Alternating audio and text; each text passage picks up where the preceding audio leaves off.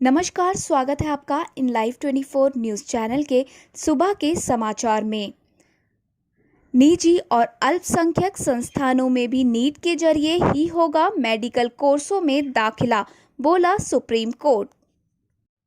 Supreme court ने बुधवार को साफ कर दिया कि देश में जारी सभी मेडिकल कोर्सों में दाखिला राष्ट्रीय पात्रता सह प्रवेश परीक्षा यानी कि नीट के आधार पर ही होगा। ये आदेश निजी एवं गैर सहायता प्राप्त अल्पसंख्यक व्यावसायिक संस्थानों पर भी लागू होगा।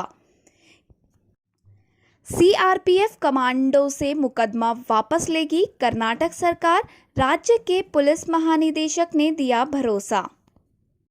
सीआरपीएफ कमांडो सचिन सावंत के साथ मारपीट, हथकड़ी लगाने, थाने में जंजीर से बांधने व गिरफ्तारी के मामले में कर्नाटक सरकार बैकफुट पर नजर आने लगी है। सीआरपीएफ अधिकारियों के कड़े विरोध के बाद कमांडो पर दर्ज मुकदमे को सरकार वापस ले सकती है। आधिकारिक पत्राचार के अनुसार कर्नाटक के पुलिस महानिदेशक ने केंद्रीय रिजर्व पुलिस बल सीआरपीएफ के अधिकारियों को आश्वस्त किया है कि कोबरा कमांडो के खिलाफ दर्ज मुकदमे को वापस ले लिया जाएगा।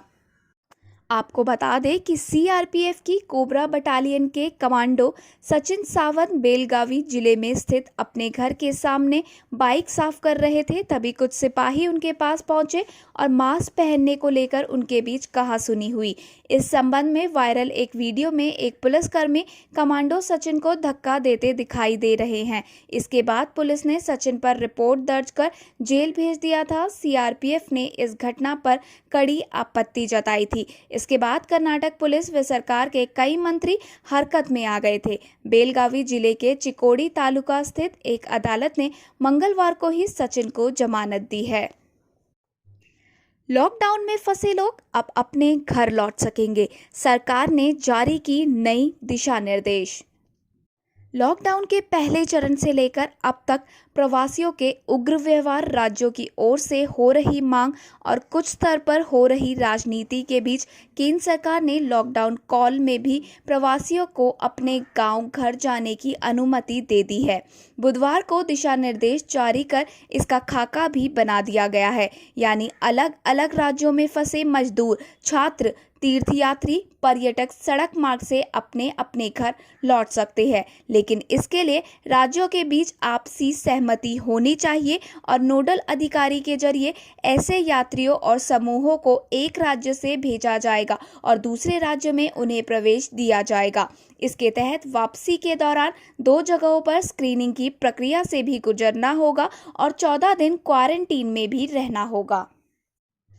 श्रीनगर और हंदवाड़ा में आतंकी हमले, ऐतिहासिक जामिया मस्जिद के बाहर फेंका गया ग्रेनेड, 5 हुए घायल। लॉकडाउन के बीच आतंकियों ने बुधवार रात को ग्रीष्मकालीन राजधानी श्रीनगर के नौहट्टा स्थित ऐतिहासिक जामिया मस्जिद के बाहर तैनात सुरक्षा कर्मियों पर ग्रेनेड से हमला किया। हमले में सशस्त्र सीमा बल के सब इंस्पेक्टर समेत 4 सुरक्षाकर्मी घायल हो गए।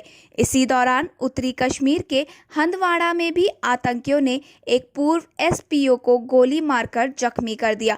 इन हमलों की अभी किसी आतंकी संगठन ने कोई जिम्मेदारी नहीं ली है। 3 मई के बाद भी नहीं मिलेगी पूरी छूट, गृह मंत्रालय जारी करेगी नई गाइडलाइन। यदि आप सोच रहे हैं कि 3 मई के बाद लॉकडाउन खत्म होने वाला है, तो ऐसा मुश्किल है। अभी आज गृह मंत्रालय ने स्पष्ट संकेत दिए हैं कि लॉकडाउन को 3 मई से आगे भी बढ़ाया जा सकता है, लेकिन कई जिलों में लोगों और सेवाओं को काफ़ी छूट दी जा सकती है। कोरोना वायरस के संक्रमण को रोकने के लिए प्रधानमंत्री नरेंद्र मोदी ने 24 मार्च को सबसे पहले देशव्यापी लॉकडाउन की घोषणा की थी। इसे बाद में 3 मई तक बढ़ा दिया गया था। अब इसकी भी अवधि समाप्त होने वाली है। लॉकडाउन ने लौटाई प्रकृति की खूबसूरती, यूपी के सहारनपुर से दिखी हिमालय की बर्फीली पहाड़ियां। कोरोना वायरस के बढ़ते प्रकोप को देखते हुए 24 मार्च के बाद से ही पूरे देश में लॉकडाउन जारी है। भारत की पूरी आबादी इस वक्त अपने घरों में कैद है और कल कारखानों पर भी ताला लगा हुआ है। इस लॉकडाउन की वजह से प्रदूषण के स्तर में भी भारी कमी आई है और प्रकृति अपने पुराने स्वरूप में लौट आई है। लॉकडाउन में लोगों ने पहली बार प्रकृति को इतनी नज़दीक से देखा व उससे जुड़ाव महसूस किया है। वाहन, फैक्ट्री सब बंद होने से हवा साफ व धूल धुएं से मुक्त हो गई है और प्रकृति के नज़ारे आम हो गए हैं। जी हां, सहारनपुर से अपर हिमालय रेंज की बर्फीली पहाड़ियां तक आसानी से देखी जा रही है। जम्मू कश्मीर 4G मोबाइल सेवा केस। केंद्र सरकार ने सुप्रीम कोर्ट से कहा, इंटरनेट सुविधा मौलिक अधिकार नहीं। केंद्र शासित प्रदेश जम्मू कश्मीर ने सुप्रीम कोर्ट से कहा है कि इंटरनेट सुविधा मौलिक अधिकार नहीं है। राज्य में 4G मोबाइल सर्विस की मांग को लेकर दायर एक याचिका के जवाब में केंद्र शासित प्रदेश के हलफनामे में कहा गया है कि इंटरनेट तक पहुंच फंडामेंटल राइट नहीं है और अभिव्यक्ति की आज़ादी से लेकर व्यापार तक इंटरनेट सुविधा के दायरे में कटौती की जा सकती है।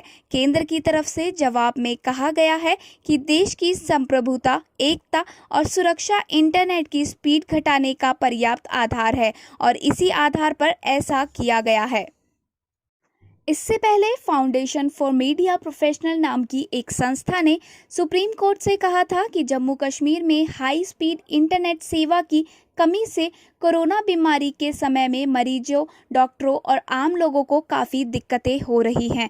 2G मोबाइल सेवा से कोरोना वायरस के फैलाव का ताज़ा हाल, गाइडलाइन, साला या रोग प्रतिबंध की जानकारी लोगों को ठीक से नहीं मिल पा रही। संस्था ने प्रशासन के 26 मार्च के आदेश को चुनौती दी है, जिसके जरिए जम्मू और कश्मीर में इंटरनेट की स्पीड 2G कर दी गई है। मशहूर वकील प्रशांत भूषण ने मांगी योग गुरु बाबा रामदेव से माफ़ी। बोले, डिफॉल्टर को लेकर गलती से आपका नाम लिया। देश के मशहूर वकील प्रशांत भूषण ने योग गुरु बाबा रामदेव से माफ़ी मांगी है। उस ट्वीट को लेकर माफ़ी मांगी है जिसमें उन्होंने डिफॉल्टर और कर्ज माफ़ी को लेकर रामदेव का जिक्र किया था। उन्होंने कहा कि मैंने पहले एक पोस्टर ट्वीट किया था जिसमें उनका उल्लेख एक डिफॉल्टर के रूप में किया गया था जिसका लोन माफ़ किया गया है। गुजर गया पृथ्वी के करीब से उल्कापिंड, बिना नुकसान टला खतरा। धरती की ओर आने वाली सबसे बड़ी घटना टल गई है।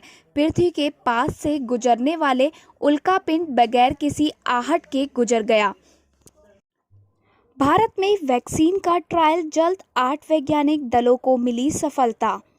वैक्सीन के लिए भारतीय वैज्ञानिकों का शोध अब जानवरों के ट्रायल के स्तर पर पहुंच चुका है।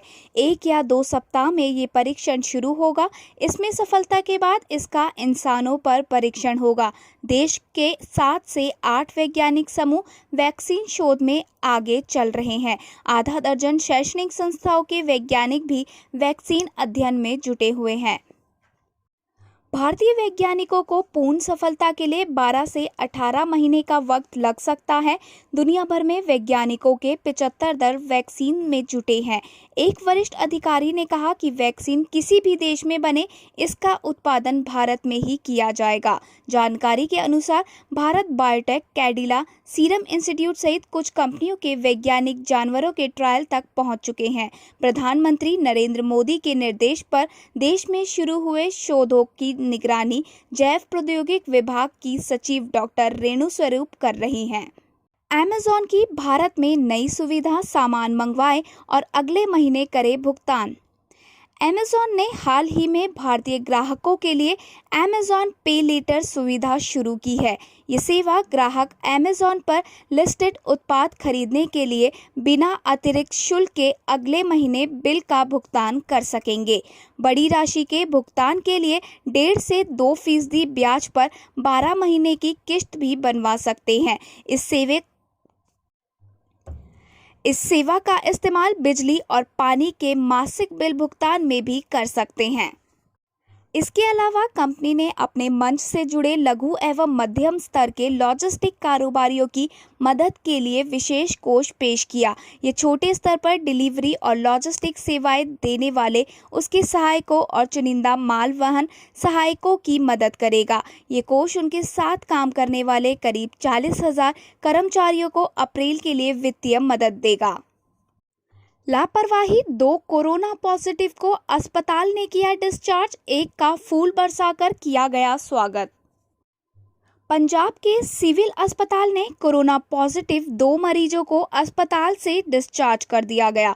हालांकि इनकी रिपोर्ट मंगलवार को भी पॉजिटिव आई थी। जब गलती का पता चला तो हाथ पैर फूलने लगे और आनन फानन में दोबारा सिविल अस्पताल में दाखिल करवाया गया। एक मरीज का तो इलाके में लोगों ने फूल बरसाकर स्वागत किया। मंगलवार देर रात को एक पीड़ित को फोन करके बुलाया गया। वो खुद ही बाइक पर सवार होकर अस्पताल आकर दोबारा भर्ती हो गया। इस बीच वो कई लोगों से मिल चुका था। वहीं दूसरा पीड़ित सिविल अस्पताल में ही सो गया था। उनके पास घर जाने के लिए कोई वाहन नहीं था और उसकी बेटी भी कोरोना संक्रमित थी। जांच से पता चला कि सिविल अस्पताल में जब कोरोना के मरीजों की रिपोर्ट आई तो अंदर बैठे सीनियर चिकित्सक ने दोनों पीड़ितों की पुरानी रिपोर्ट पर ही नजर डाली। उसमें दोनों नेगेटिव थे। नई रिपोर्ट पर गौर ही नहीं फरमाया गया, जिससे दोनों पॉजिटिव थे। बॉलीवुड अभिनेता ऋषि कपूर की तबीयत बिगड़ी, अस्पताल में हुए भर्ती। बॉलीवुड अभिनेता ऋषि कपूर को लेकर एक बड़ी खबर सामने आई है। बताया जा रहा है कि ऋषि कपूर की तबीयत अचानक बिगड़ गई है, जिसके बाद उन्हें मुंबई के HN रिलायंस फाउंडेशन अस्पताल में भर्ती कराया गया है। लगभग 1 साल तक अमेरिका में कैंसर का इलाज कराने के बाद अभिनेता पिछले साल सितंबर में भारत लौटे थे। चलिए अब एक नजर डाल लेते हैं देश में कोरोना आंकड़ों पर। टोटल कंफर्म केस हो चुके हैं 33,062। वहीं एक्टिव केस की बात करें तो ये है 23,546 और इसमें से रिकवर हो चुके हैं 8,437। वहीं कुल मरने वालों की संख्या पहुंच चुकी है 1,079। चलिए अब खबरें विदेश से। अमेरिका में कोरोना की वजह से मौतों में फिर उछाल, 24 घंटे में 2502 लोगों की मौत। अब तक 60,000 से अधिक की जा चुकी है जान। अमेरिका में कोरोना वायरस की वजह से होने वाली मौतों का आंकड़ा 2000 से नीचे आने के बाद एक बार फिर उछल गया है। 24 घंटे में वहां 2502 लोगों की जान कोविड-19 संक्रमण की वजह से चली गई है। इसके साथ ही यहां मृतकों की संख्या 60,853 तक पहुंच गई है। चीन से निकले इस वायरस ने सबसे अधिक कहर अमेरिका में ही बरपाया है। वर्ल्डोमीटर के मुताबिक अमेरिका में अब तक 32,19,000 लोग कोरोना संक्रमित पाए जा चुके हैं। यहां 1,47,000 मरीज ठीक हुए हैं, जबकि 60,000 से अधिक की मौत हो चुकी है। बात करें अगर अन्य देशों की तो अमेरिका के बाद सबसे अधिक प्रभावित स्पेन है, जहां 2,36,000 लोग संक्रमित हुए हैं और 24,000 की मौत हो चुकी है। इटली में 2,03,000 लोग संक्रमित हैं और 27,000 से अधिक लोगों ने अपनी जान गंवाई है। पूरी दुनिया में 32,19,000 लोग कोरोना की चपेट में फिलहाल आ चुके हैं और 2,28,000 लोगों की मौतें हो चुकी हैं। अब तक 10 लाख लोग इस वायरस को मात दे चुके हैं। दक्षिण कोरिया की राजधानी के पास निर्माण स्थल पर आग लगने से 38 लोगों की मौत। दक्षिण कोरिया की राजधानी सियोल के निर्माण स्थल में भीषण आग लग गई। इस दुखद हादसे में अब तक 38 लोगों की मौत हो चुकी है। आशंका जताई जा रही है कि मृतकों की संख्या बढ़ सकती है।